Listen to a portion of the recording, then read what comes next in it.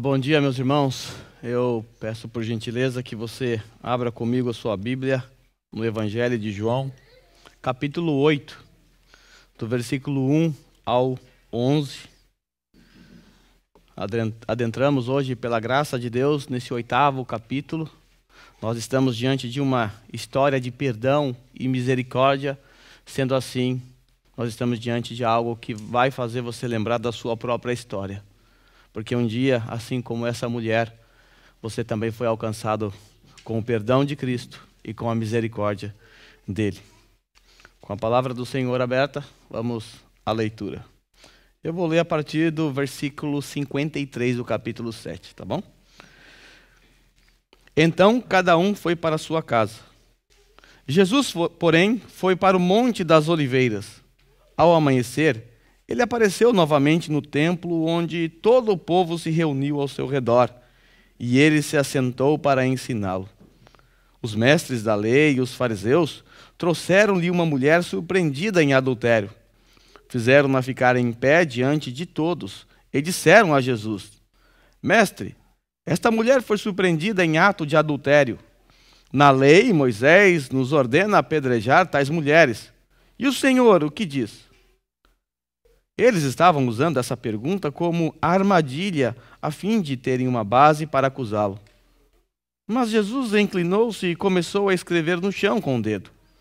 Visto que continuavam a interrogá-lo, ele se levantou e lhe disse: Se algum de vocês estiver sem pecado, seja o primeiro a tirar pedra nela.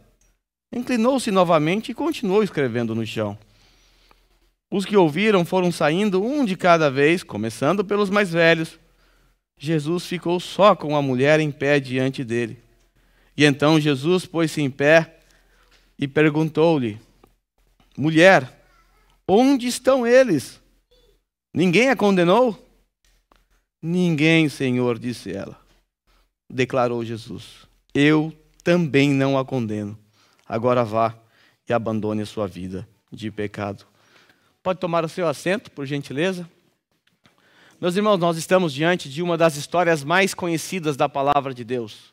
A história daquela mulher que foi pega em adultério. Certamente uma das histórias mais conhecidas. Inclusive, dessa história saiu aquela expressão que até mesmo os incrédulos usam: quem nunca errou, que atire a primeira pedra. Você já deve ter ouvido isso, talvez você já falou isso. Quando alguém apontou um erro seu, alguma falha que você cometeu, e você então, para se defender, disse: quem nunca errou, que atire a primeira pedra. Os ímpios fazem isso. Nós também.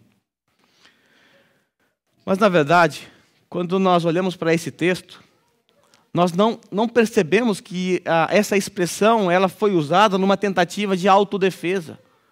Numa tentativa de se defender de algum ataque que as pessoas estão fazendo contra você.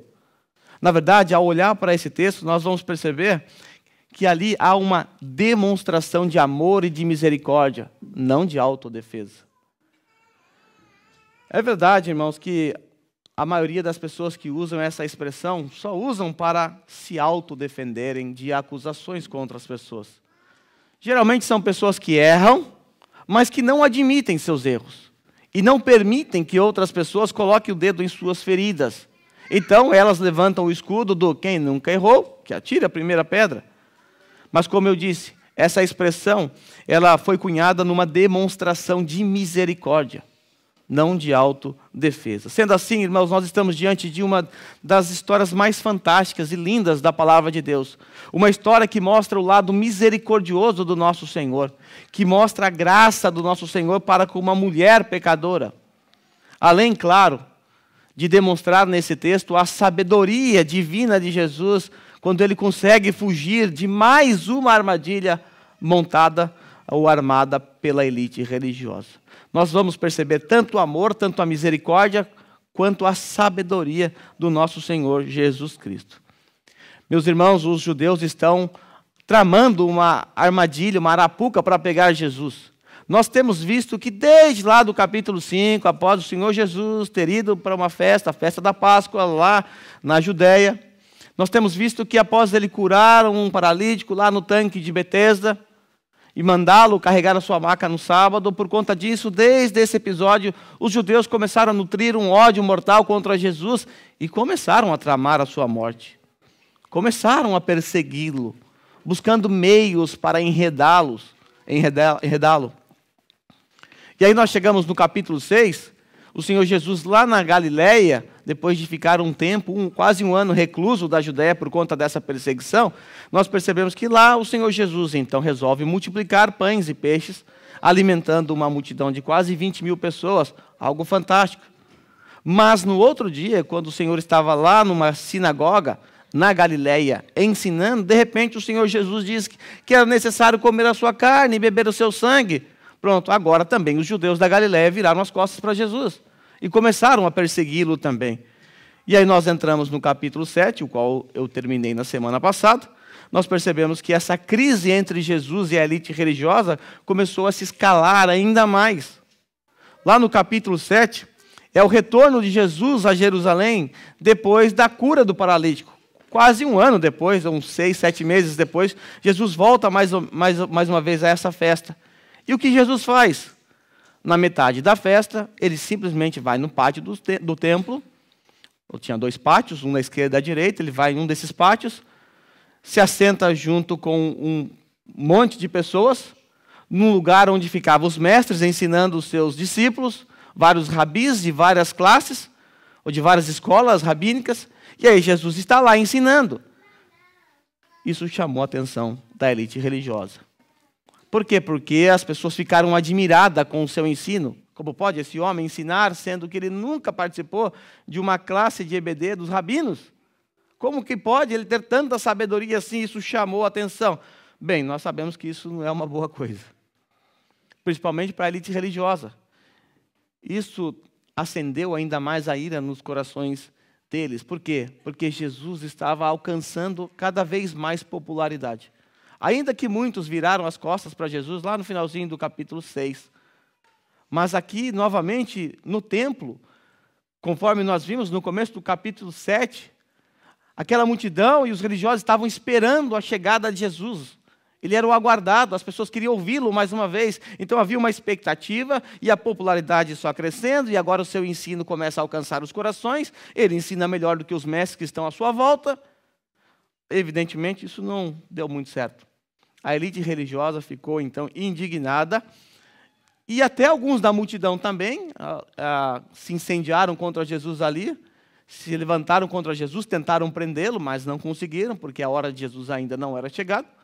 Depois a elite religiosa decide enviar guardas na metade da festa para prender Jesus. Eles também não conseguiram prender Jesus. E aí nós vimos que lá no último e mais importante dia da festa, o Senhor Jesus, diante daquela cerimônia da água que nós já aprendemos, ele então brada: aquele que tem sede, venha a mim e beba. Nós já sabemos o que isso significa, nós vimos o impacto dessas palavras para os ouvintes de Jesus, e também nós podemos perceber o quanto essas palavras impactaram os religiosos do tempo de Jesus, o que os levaram a ter ainda mais ódio acerca da pessoa de Jesus. Então, o capítulo 7 terminou como? Os guardas voltando, depois de alguns dias, nessa tentativa de prender Jesus, que estava todos os dias lá nos pátios do templo ensinando. Eles tentaram prender Jesus, não conseguiram, então eles retornam no último dia da festa, no final do último dia da festa. Eles comunicam à elite religiosa que não foi possível prender Jesus. A elite religiosa, então, fica indignada com os guardas. Como assim? Vocês não conseguiram? Então, eles até se revoltam contra os guardas, como nós vimos na semana passada. E, por fim, aquela reunião do retorno dos guardas sem Jesus aí se encerra. E o versículo 53, então, diz, então, cada um foi para a sua casa. Acabou a festa, acabou a tentativa de prender Jesus naquela noite, foi fracassada, não deu certo, e agora vamos encerrar essa reunião, e cada um foi para a sua casa. E aí nós chegamos no versículo 1 do texto que nós estamos estudando, nós percebemos que Jesus, como era de costume, ele subia para o monte a fim de orar. Não porque havia um misticismo, ou que o monte é o melhor lugar para orar. Ele simplesmente fazia isso porque durante o dia ele era impossível. Durante o dia as pessoas correndo atrás dele, e ele curando, ele dando ali seus ensinos. Então ele gostava de ter um tempo a sós com o seu pai. E ele fazia isso algumas vezes na madrugada, mas ele não deixava de fazer. Nós vimos lá no capítulo 6, né, no dia da multiplicação dos pães, que Jesus subiu para o monte para estar com o seu pai, apesar de todo o seu cansaço. Então ele fazia isso. E aí nós chegamos no capítulo 2, aliás, no versículo 2, o texto nos diz assim: ao amanhecer, ou seja, o sol começando a nascer, ali por volta das 6 horas, 6:30, por conta da estação da época, ele apareceu novamente no templo. E aí Jesus então decide ir novamente ao templo. Era comum, as pessoas iam para o templo, ficavam à volta de mestres para aprender, para estudar, para ser instruído ou doutrinado. Então ele desce mais uma vez para o templo, e o texto nos fala que o povo se reuniu ao seu redor. Todos queriam ouvi-lo. Então Jesus se assentou para ensiná-lo. Agora, eu quero que você imagine a cena. Jesus está ali sentado ensinando. Mas do lado direito, do lado esquerdo, em outros lugares do pátio, há inúmeros mestres sentados com um monte de discípulos aprendendo, fazendo perguntas. Então, o que Jesus estava fazendo era algo muito comum. Havia inúmeros mestres, de inúmeras classes ou escolas rabínicas. Então, Jesus desce no dia seguinte, senta lá para ensinar, e uma multidão está ao seu redor. Bom, não demorou muito tempo, logo a elite religiosa foi ao seu encontro. Lógico, era de se esperar. Só que eles não foram ao encontro de Jesus para ouvi-lo. Eles não foram ao encontro de Jesus para aprender sobre a lei, para escutar o grande mestre Jesus. Eles foram ali para mostrar a malignidade que estava nos corações deles. Eles armaram uma armadilha para pegar Jesus. Vale lembrar que acabou aquela reunião e no dia seguinte eles foram de manhã até Jesus no pátio do templo. Nós conseguimos imaginar como funciona uma mente maligna, porque nossa mente já foi assim. Então nós conseguimos até imaginar que aquela noite, da noite anterior para o dia seguinte, o quanto eles imaginaram ou tramaram a morte de Jesus, como eles vinham fazendo. Isso está registrado lá no final do capítulo 5. Então nós vamos perceber aqui a malignidade dos corações dos judeus religiosos, mas ao mesmo tempo nós vamos perceber nesse texto também a sabedoria de Jesus e a sua misericórdia. Sendo assim, para aqueles que gostam de anotar, eu dividi esse sermão em 3 pontos. Nós vamos ver 3 atitudes presentes nesse texto. Primeira atitude, a atitude maligna dos religiosos.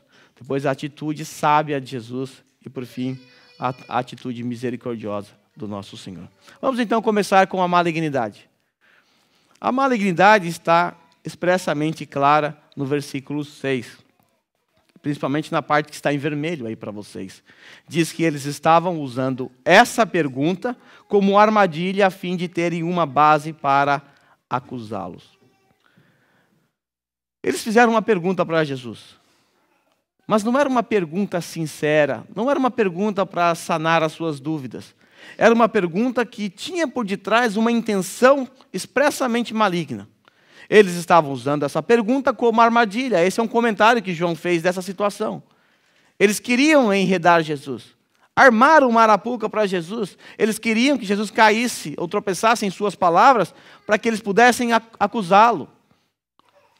Eles claramente estavam incomodados com a fama de Jesus. Afinal, nós vimos há uns 2 sermões atrás, no sermão passado, inclusive, que os judeus estavam até cogitando que ele era o profeta. Deuteronômio 18, do 15 ao 18. Outros estavam cogitando a possibilidade de Jesus ser o próprio Messias. Uns diziam que ele era o profeta, outros diziam que ele era o Messias. O povo estava admirado com o seu ensino. E os guardas também ficaram admirados com o ensino de Jesus, lógico. Isso não deu muito certo também. A elite religiosa estava babando de raiva. E aquela noite, aquela transição de noite, foi uma noite terrível e dura para eles, porque eles não conseguiam prender, não conseguiam pegar Jesus, porque Jesus sempre escapava. Mas a grande questão que ficava para eles, para essa elite religiosa, é como jogar o povo contra Jesus. Porque se eles conseguissem jogar o povo contra Jesus, checkmate. Eles venceriam. O que os incomodava era a popularidade de Jesus. Então, o que a gente pode fazer para jogar o povo contra Jesus? Outra questão: o que nós podemos fazer para jogar Roma contra Jesus? Porque se isso acontecer, ou é prisão ou é morte. Essas eram as soluções para eles. Então a armadilha deles consistia em jogar o povo contra Jesus ou jogar Roma contra Jesus. Sagaz. Uma estratégia inteligente e esperta. Só que eles não contavam com a sabedoria divina de Jesus. Eles tiveram sim um plano perfeitamente humano. E com esse plano na mente deles, eles iriam enquadrar Jesus. Mas era um plano maligno. Veja o que eles fizeram. Veja a malignidade do coração do homem. Os mestres da lei e os fariseus trouxeram-lhe uma mulher surpreendida em adultério.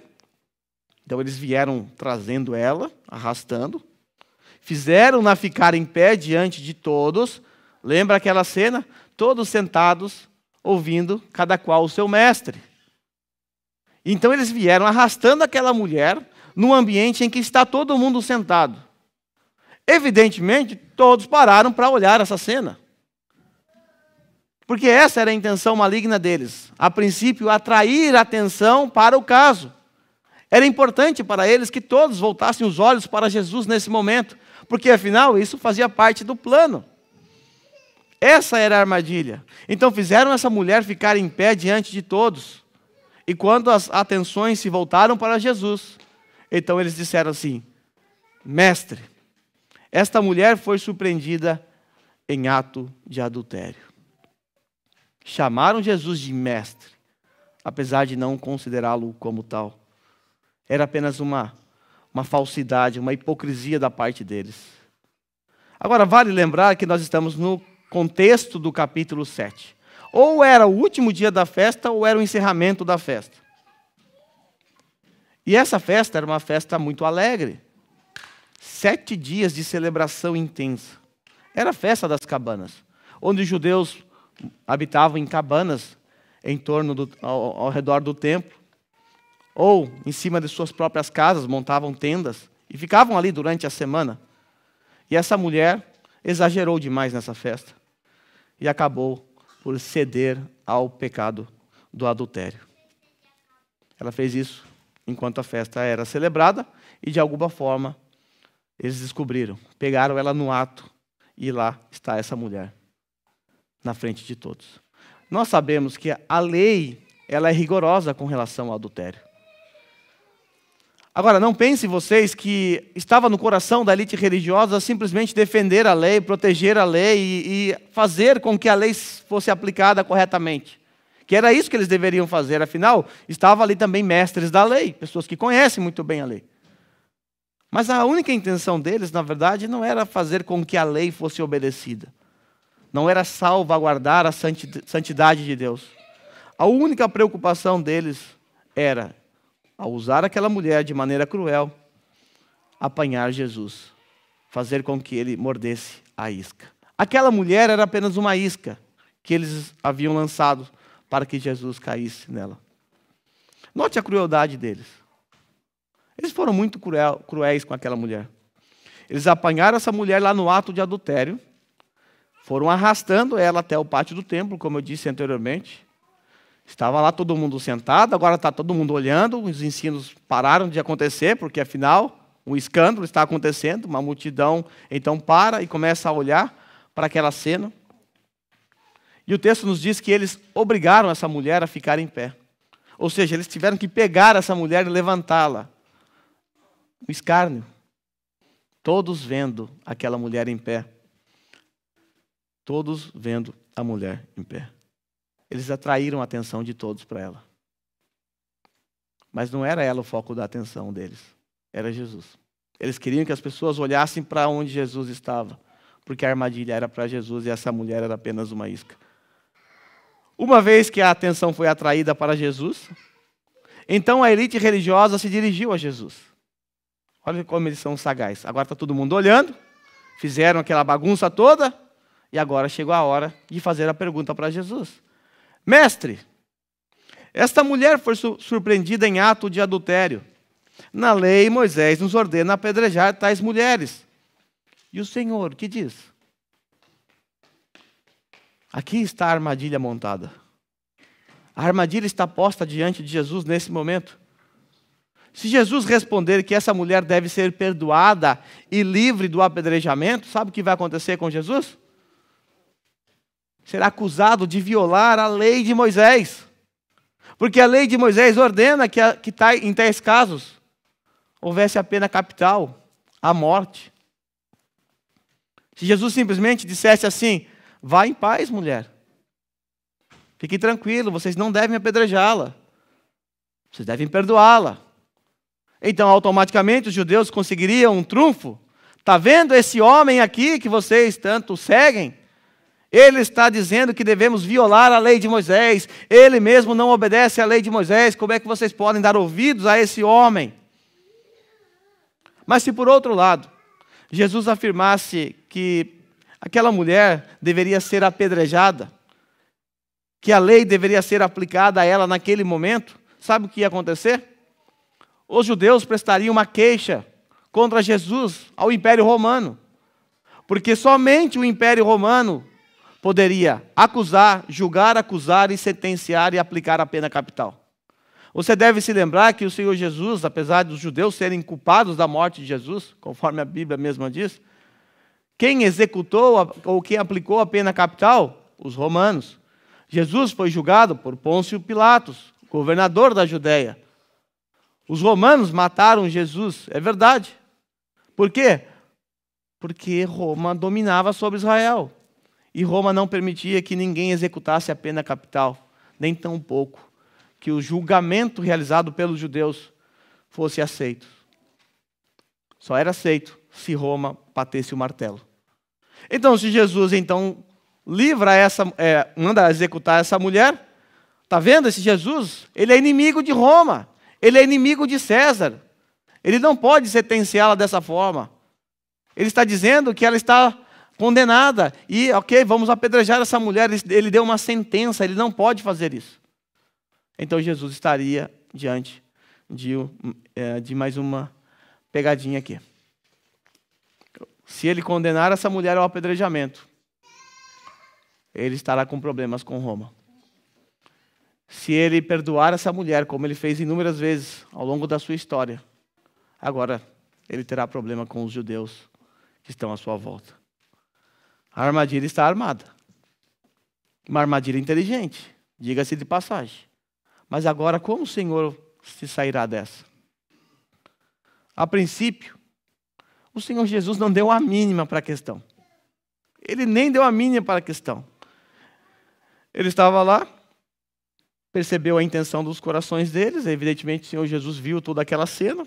Afinal, foi em direção a ele, aquela mulher. É Jesus que estava sentado, observando toda essa cena. E aí, mestre, o que nós devemos fazer? A lei manda apedrejar. E o Senhor que diz? Ele simplesmente olha, baixa a cabeça, continua e começa a escrever no chão. Não deu a mínima para eles. Não deu nenhuma resposta. E com isso, evidentemente, eles começaram a interrogá-lo. Nós não sabemos as perguntas que foram feitas, mas você sabe o que é um interrogatório, né? Interrogatório é uma sequência de perguntas e repetições das mesmas perguntas. É assim que funciona o interrogatório. Nós podemos imaginar as perguntas. E aí, mestre, o que nós devemos fazer? Devemos apedrejá-la agora? Nós estamos aqui com as pedras. O que nós devemos fazer? Será que nós devemos ter misericórdia dessa mulher, deixá-la ir? E aí, o que o Senhor tem a dizer? Eles já sabiam que Jesus havia perdoado outras pessoas na mesma condição. Eles sabiam que Jesus se assentava com ex-prostitutas, publicanos, pecadores. Que Jesus já havia perdoado pessoas nessas condições. Inclusive aquela mulher que enxugou as lágrimas com os pés de Jesus, né? Enxugou os pés, lavou os pés com suas lágrimas e depois enxugou com seus cabelos. Ela foi perdoada. Jesus fala que quem tem muito pecado, muito é perdoado. Eles sabiam disso também. Então, por isso, uma pegadinha. Eles estão lá inquirindo Jesus, e Jesus abaixado ali, escrevendo, sabe-se lá o que no chão. Está lá escrevendo. Então Jesus para de escrever. Em meio ao interrogatório, se levanta diante da malignidade dos judeus. E aqui Jesus vai demonstrar a sua infinita sabedoria. Sabedoria é um dos atributos de Deus. Nós somos convocados a ter sabedoria, mas só existe uma sabedoria plena e perfeita na pessoa de Deus. E Jesus Cristo, mais uma vez, de forma serena, de forma brilhante, demonstrará a sua sabedoria. Veja a sabedoria de Jesus. Os versículos 7 a 9. Visto que continuavam a interrogá-lo, estava lá escrevendo no chão e o interrogatório em cima dele, ele se levantou e lhes disse: se algum de vocês estiver sem pecado, seja o primeiro a tirar a pedra nela. Disse isso, nem olhou para a cara deles, continuou escrevendo no chão. Inclinou-se novamente e continuou escrevendo no chão. Meus irmãos, isso é fantástico. Essa cena é fantástica. Jesus, o sábio, por ser Deus, de forma sublime soube contornar a situação. E ao mesmo tempo ele afugentou os seus algozes, que estavam ali com essa intenção maligna. Ele venceu a malignidade deles, a malignidade demoníaca deles, com a sabedoria divina. Note o que aconteceu aqui. Eles queriam que Jesus julgasse aquela mulher. E se Jesus julgasse, estaria em problemas. Porém, Jesus, ele não podia fazer isso, senão ele caía na armadilha. Porque de acordo com a lei de Roma, como eu acabei de dizer a vocês, somente César poderia ou possuía autoridade para condenar alguém. Os judeus, então, lançaram essa armadilha. Aí Jesus pegou essa armadilha e devolveu para eles. Jesus devolveu a situação para eles. Agora, eles é que devem julgar aquela mulher. Jesus contornou a situação e jogou a bomba na mão deles. Agora vocês é que vão julgar essa mulher. Vocês querem apedrejá-la? Tá bom. Tem uma cláusula aqui para vocês. Aquele que não cometeu o pecado aqui, que atire a primeira pedra. Isso envolve um julgamento. Um julgamento. Agora, veja o que Jesus fez. Se eles afirmassem que não cometeu nenhum pecado, eles teriam que apedrejar a mulher. Certo? Se ele pensar, bom, eu não cometi nenhum pecado, então está aqui minha pedra e tum. Bom, eles estariam violando a lei de Roma.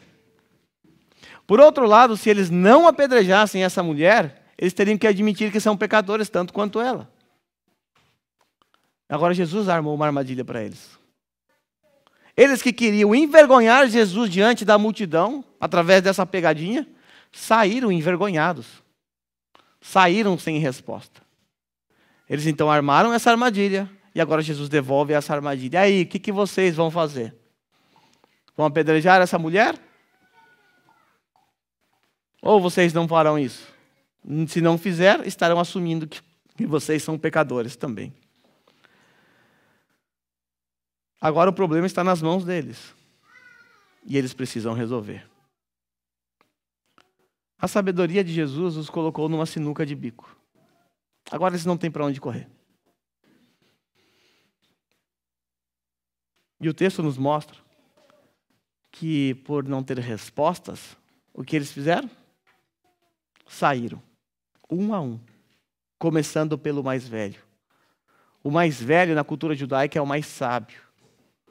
É aquele que conduz os mais novos. Então, aqueles que conduziram os mais novos, os mestres, os sábios, os fariseus, os mestres da lei, foram os primeiros a virar as costas, porque não conseguiram vencer a sabedoria de Jesus. Não conseguiram vencer a sabedoria de Jesus. Então, aqueles que foram para condenar Jesus, saíram com uma sentença condenatória contra eles. Tiveram que admitir diante do povo que eles são pecadores.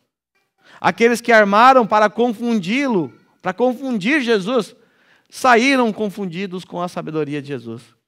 Aqueles que queriam desacreditar Jesus foram os mesmos que saíram envergonhados e desacreditados.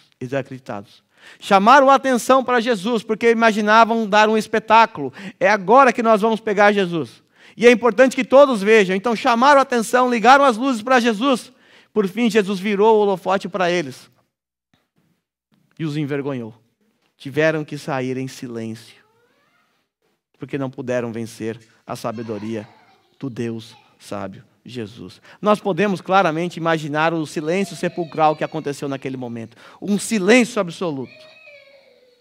Enquanto isso, Jesus volta a escrever com os seus dedos, enquanto eles saem com os lábios sendo mordidos de tanta raiva, porque não conseguiram vencer Jesus. E Jesus continua sereno, ensinando os seus discípulos. Diante da sabedoria do Rei do Universo, não tiveram outra escolha a não ser se recolher na sua insignificância. Por isso, os que o ouviram foram saindo um de cada vez, começando pelos mais velhos. Jesus ficou só com a mulher em pé diante dele. Então, esses que saíram aqui, não pense que é aquela multidão toda que estava ali.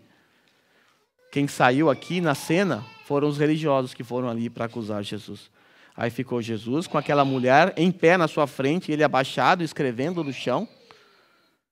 A elite religiosa saiu e os outros mestres e alunos que estavam à volta de Jesus olhando toda essa cena. Então Jesus fica com essa mulher em pé e todos continuam olhando. Afinal, todos querem saber o que o mestre vai falar. O que será que Jesus vai falar para essa mulher? Não acabou o espetáculo ainda. Aquilo que era para ser um espetáculo trágico para Jesus se tornou um lindo espetáculo de misericórdia e de amor. Estão todos vendo Jesus. O que será que ele vai fazer? E nesse momento, nós vamos ver a terceira atitude presente no nosso texto. Nós acabamos de ver a sabedoria de Jesus. Agora nós vamos ver a sua misericórdia. Imagine a cena. Após Jesus afirmar: quem não tem pecado, atire a primeira pedra. Então imagine essa cena, os religiosos deixando suas pedras no chão. Aliás, o pátio do templo tinha muitas pedras. E um a um indo embora, envergonhados, enquanto Jesus está inclinado no chão, escrevendo com o seu dedo. E assim que os inimigos de Jesus saem de cena, então Jesus levanta o seu olhar, fica em pé, olha para aquela mulher que estava destruída. Ela estava destruída, aquela mulher foi símbolo de vergonha pública. Todos ficaram sabendo o que ela fez. Até hoje nós conhecemos a história dessa mulher. Símbolo de vergonha pública, humilhada, destruída por dentro. E agora, o que será que Jesus vai falar para ela? É o que todos querem saber. Vocês sabem porque vocês conhecem a história. Jesus levanta então e diz assim: mulher, onde estão eles? Cadê eles? Onde estão os teus acusadores? Ninguém a condenou? Não houve condenação para ti? E aí ela responde: ninguém, Senhor. Ninguém me condenou. Os religiosos não puderam apedrejá-la por conta da condição apresentada por Jesus. Qual foi a condição apresentada por Jesus? Só poderá tirar a pedra nessa mulher aquele que não cometeu pecado. Essa é a condição.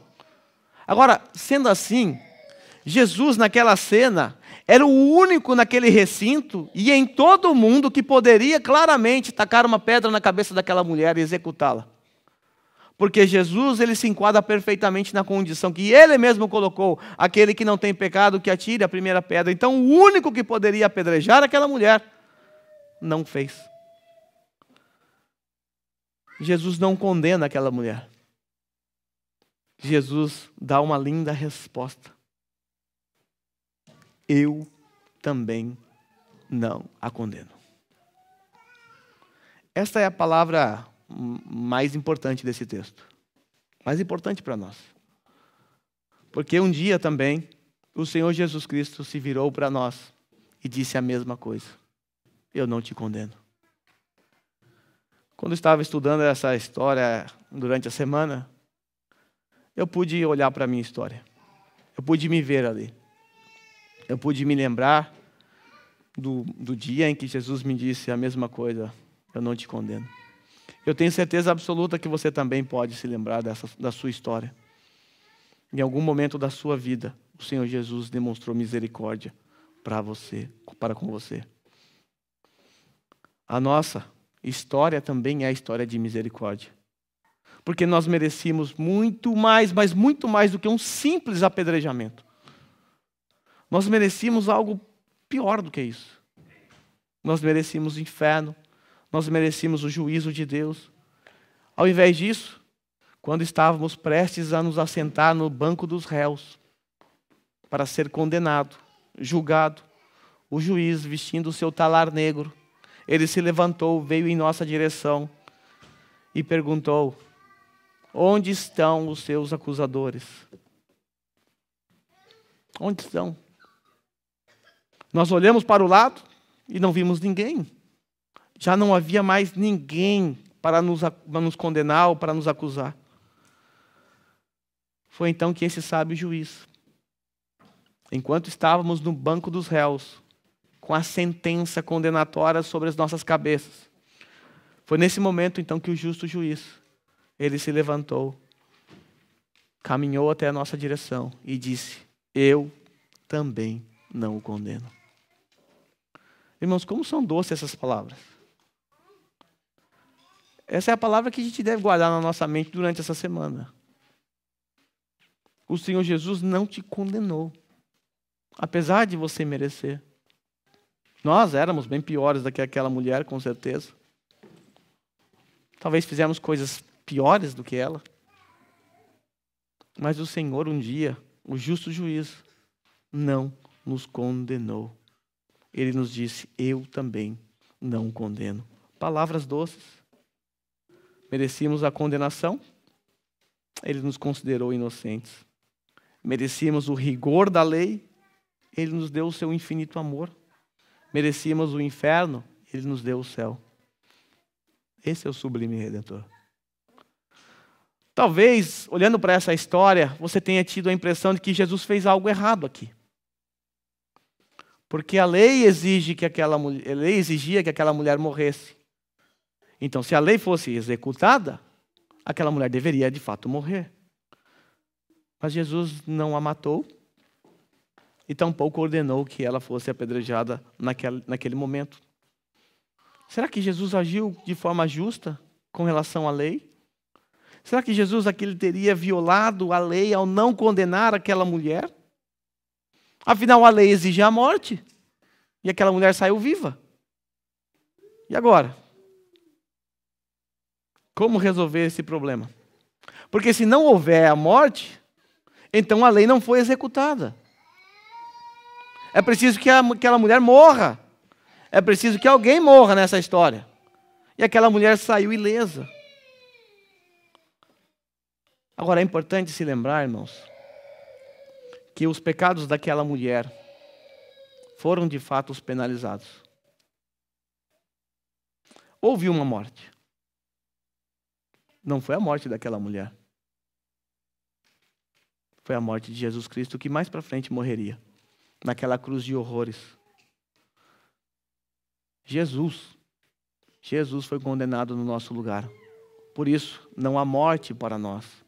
Não há mais morte eterna. Jesus não só livrou aquela mulher da morte física, mas também livrou da morte eterna. Então o Senhor Jesus Cristo, mais tarde, ele suportou toda a ira do Pai pelos pecados daquela mulher e pelos meus e seus pecados também. De forma que Jesus não pode ser acusado de violar a lei, porque a lei foi perfeitamente executada em Cristo Jesus. Porque mais tarde ele morreria por ela. Porque foi na cruz que ele satisfez a justiça do Pai e nos declarou justos. Por isso, nós, igreja amada, nós os que cremos em Cristo Jesus, nós que experimentamos dessa misericórdia, nós que experimentamos o arrependimento, nós podemos ler Romanos capítulo 8, do versículo 1 ao 4, com toda a gratidão do nosso coração. Com toda a devoção e amor por nosso Senhor Jesus Cristo. O que é que diz Romanos 8, do 1 ao 4? Diz assim, preste atenção. Portanto, agora já não há condenação para os que estão em Cristo. Ninguém nos condenou. Por quê? Porque estamos em Cristo. Agora já não há condenação para os que estão em Cristo. Por quê? Por que não há condenação? Será que deu um jeitinho brasileiro na lei aí para não nos condenar? Não, porque por meio de Cristo Jesus, a lei do Espírito e da vida me libertou da lei do pecado e da morte. Por meio de quem? Jesus Cristo. Porque aquilo que a lei foi incapaz de fazer por estar enfraquecida pela carne, ou seja, por causa do pecado, Deus o fez como? Enviando o seu próprio Filho à semelhança do homem pecador. Mas para quê? Para que ele fosse ou viesse como uma oferta pelo pecado. E assim condenou o pecado na carne. No caso de Cristo aqui. A fim de que as justas exigências da lei fossem plenamente satisfeitas em nós. As exigências da lei foram plenamente satisfeitas em nós por causa de Cristo Jesus. Eu sempre digo que quando Deus olha para um cristão, ele enxerga alguém que obedeceu e obedece à lei perfeitamente. Perfeitamente, todo cristão obedece à lei perfeitamente. Você está falando, não, peraí, hoje de manhã, por exemplo, eu não obedeci. Ontem à noite, essa semana, eu violei a lei de Deus algumas vezes. Como é que você está dizendo que a gente obedece perfeitamente? Eu nunca consegui alcançar esse padrão. Será que isso é utopia? A parte de Cristo é. Mas porque Cristo habita em nós, porque Cristo é o nosso representante, Deus, quando olha para nós, Ele enxerga a justiça de Cristo em nós. E ao enxergar a justiça de Cristo em nós, Ele vê pessoas perfeitas. Pessoas justas. Mas não é a nossa justiça. Se trata da justiça dele, da justiça de Cristo. O problema daqueles religiosos é que eles buscavam sua própria justiça.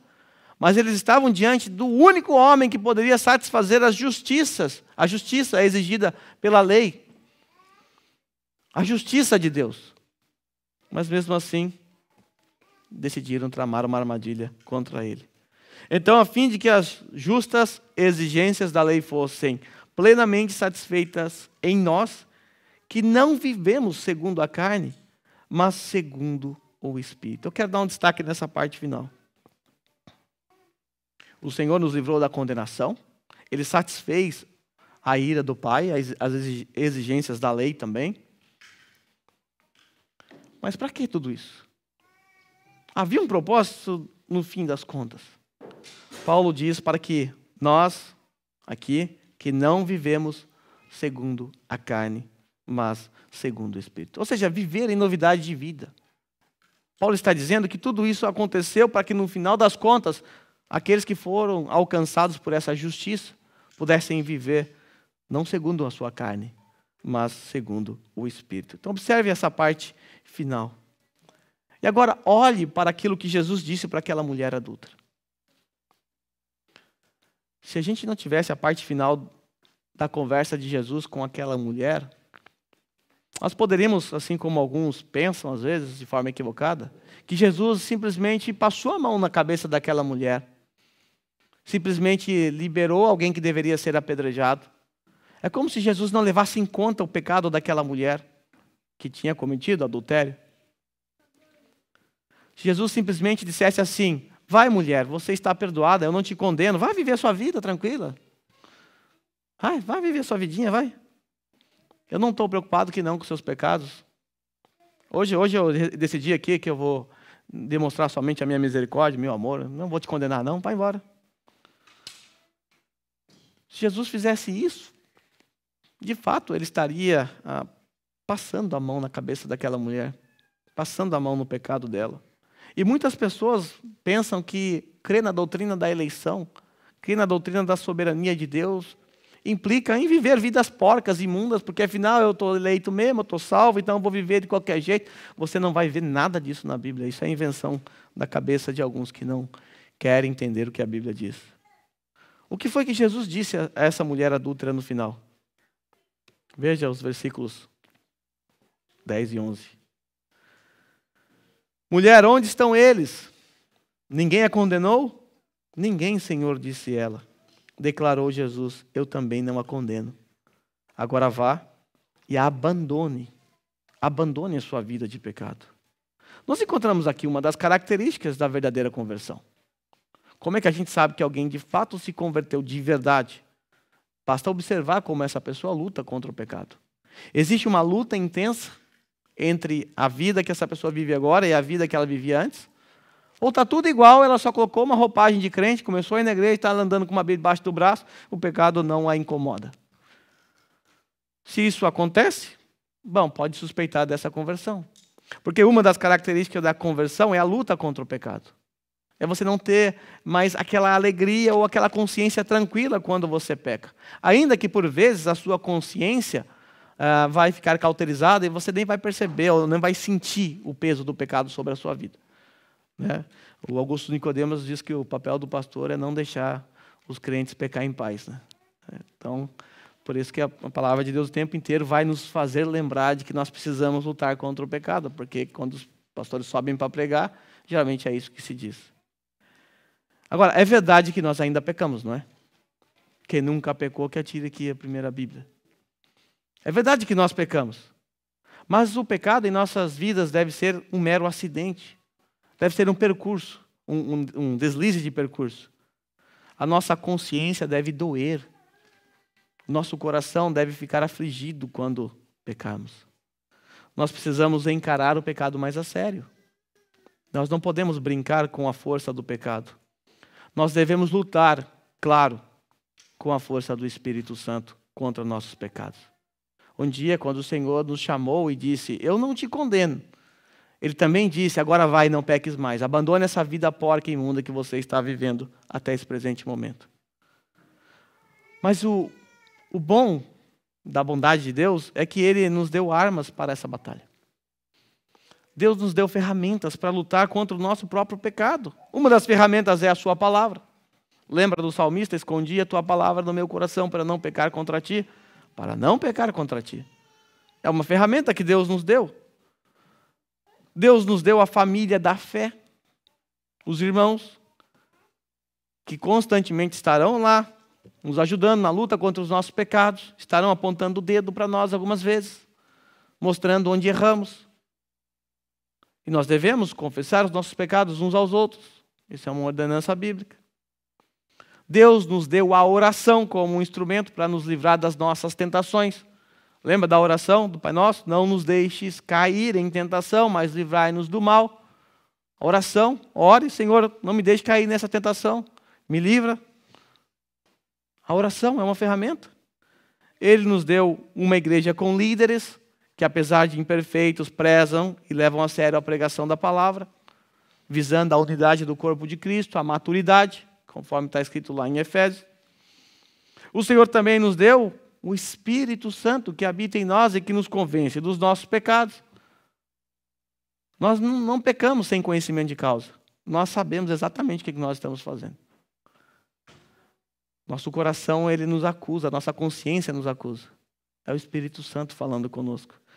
Deus nos deu a sua lei, que está gravada em nossos corações.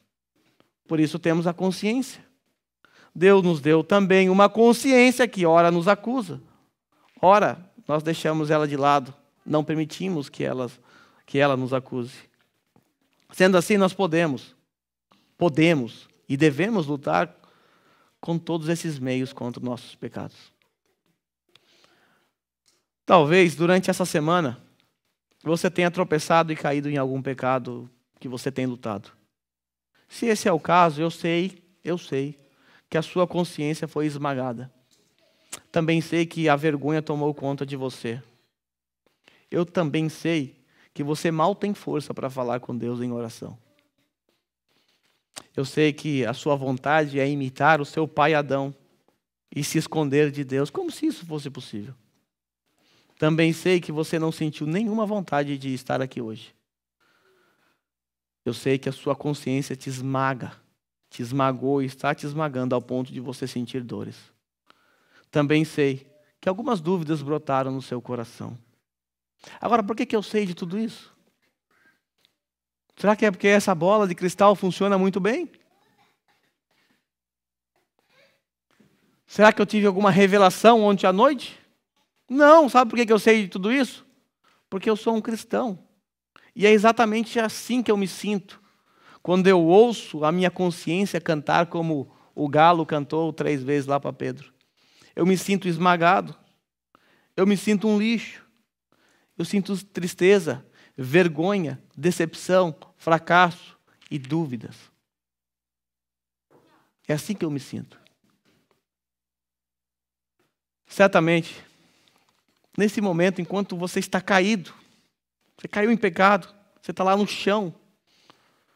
Nesse momento em que você está rodeado por inimigos infernais com pedras nas mãos, pronto para te acusar, pronto para te apedrejar diante de Deus. Talvez nesse momento você sinta que não há o que fazer. Não há perdão para mim. Imagina o que passou na cabeça daquela mulher. Já era, vou morrer. E se ela conhecesse um pouquinho da fama de Jesus, da sua justiça, já era. Se ela soubesse que ele era Deus, então já era. Não há perdão. Talvez é assim que você se sinta. Talvez você imagine que dessa vez Deus não vai te perdoar. Quantas vezes eu já pensei? Talvez você sinta isso. Talvez você consiga ouvir nesse momento as vozes dos seus acusadores gritando: condenado, condenado. Essas vozes, na sua cabeça, elas estão abafando ou sufocando a doce voz de Jesus, que nesse exato momento, enquanto você está no chão, caído, sem esperança, a voz de Jesus está do outro lado soando: eu não o condeno. Eu não o condeno. Quando você cair, quando a sua consciência te esmagar e você sentir no chão, sem esperança, lembre-se das palavras de Jesus: eu não o condeno. Porque não há mais nenhuma condenação para os que estão em Cristo. Mas também ouça a voz de Jesus, que disse àquela mulher: levanta, vai, mas não peque mais. Lute contra o seu pecado. O pecado ainda é uma realidade em nossa vida. Nós não podemos nos esquecer disso. Por isso nós devemos lutar com toda a força do Espírito Santo que está em nós, contra os nossos pecados. Porém, o que fazemos quando nós caímos em tentação? O que nós devemos fazer? Você caiu em tentação. E agora? O que eu faço? João nos ajuda. Está na sua primeira epístola, no capítulo 2, versículo 1. Meus filhinhos, escrevo-lhes estas coisas para que vocês não pequem. Estou escrevendo isso aqui porque eu quero que vocês não pequem. Se porém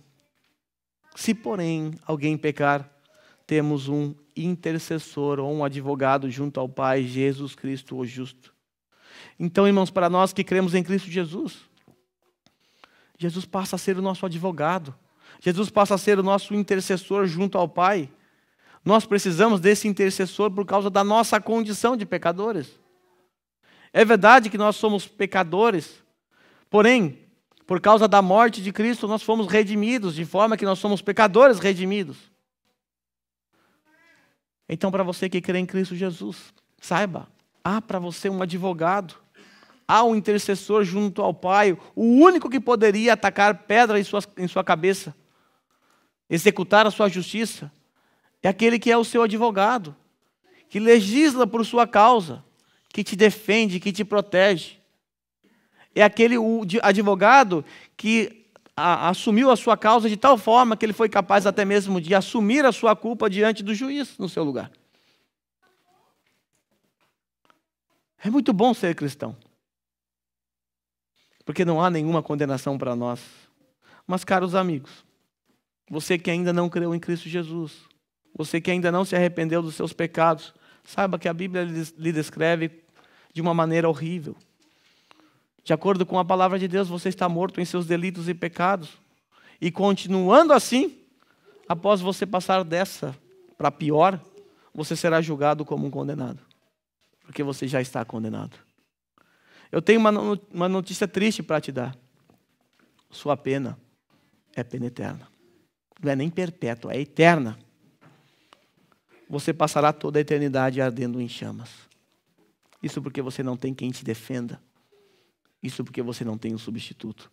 Talvez você olhe para a sua vida nesse exato momento e pense, puxa, não tem jeito para mim. Eu não tenho jeito. Eu fiz tantas coisas erradas na minha vida. Fiz tantas coisas erradas, cometi muitas violações das leis. Fiz muito mal às pessoas. É verdade. A parte de Cristo não há esperança para você mesmo. Não há. E um dia você vai estar diante do justo, o juiz. E nesse momento ele não vai demonstrar sobre você a sua misericórdia como demonstrou naquele momento para com aquela mulher. Ele vai derramar sobre você a sua justiça. E ele vai te julgar e te condenar de acordo com as obras que você praticou aqui nessa terra. E as obras que você praticou é uma violação da lei desse justo juiz. Porém, hoje, você pode estar assim como aquela mulher. Você está diante daquele, o único que pode estender as suas mãos para você. Hoje você pode estar assim como aquela mulher diante daquele que pode demonstrar a sua misericórdia, o seu amor, a sua graça e pode perdoar o seu pecado e pode te dizer ainda hoje, eu não te condeno. Mas se você o rejeitar, um dia você vai ouvir a voz dele, apartai-vos de mim, maldito. Apartai-vos de mim, vós que pratica iniquidade. Se você hoje ouvir a voz de Jesus, você será perdoado. Será livre da condenação eterna e passará a ter um advogado junto ao Pai que estará intercedendo por você, que estará legislando em sua causa.